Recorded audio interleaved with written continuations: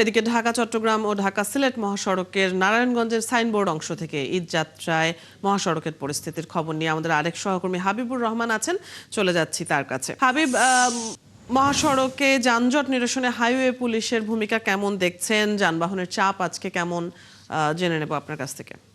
অদিতি, নারায়ণগঞ্জের সাইনবোর্ড এখান থেকে মূলত বাণিজ্য নগরী চট্টগ্রাম এবং সিলেটের যে মহাসড়কের সংযোগস্থল কাঁচপুর এবং সাইনবোর্ড, এই জায়গায় আমরা সকাল থেকে দেখতে পেয়েছি জেলা পুলিশ থেকে শুরু করে র্যাব 11 মাঠ পর্যায়ে কাজ শুরু করেছে। তারা এখন পর্যন্ত এই কাজ মেঘনা ঘাট পর্যন্ত যে 21 কিলোমিটার রাস্তা আছে নারায়ণগঞ্জের এই পয়েন্ট থেকে এখন পর্যন্ত যানজট লাগেনি এবং সুশৃঙ্খল ভাবে যানবাহন চলাচল করছে বলে আমরা দেখতে পেয়েছি। পাশাপাশি আপনার হাইওয়ে পুলিশের পাশাপাশি র্যাব 11 সিউ নিজেই মাঠে এসে তদারকি করছেন কার্যক্রম। পাশাপাশি জেলা প্রশাসকের কার্যালয় থেকে মোবাইল কোর্টও কাজ করছে বলে আমরা দেখতে পেয়েছি।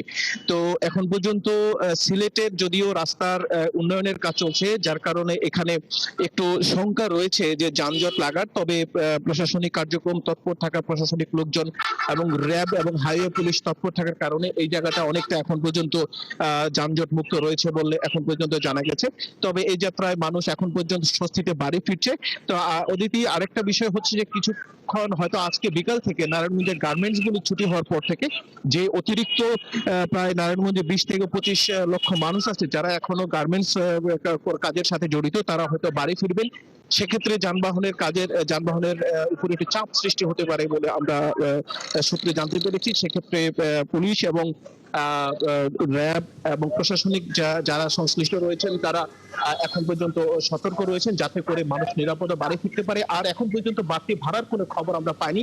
লঞ্চঘাট এবং বাসে এসে আমরা স্বাভাবিক বাসের ভাড়ার কথাই আমরা এখন পর্যন্ত জানতে পেরেছি। অদিতি, এই ছিল এখন পর্যন্ত নারায়ণগঞ্জের সাইনবোর্ড অংশ থেকে আমার কাছে।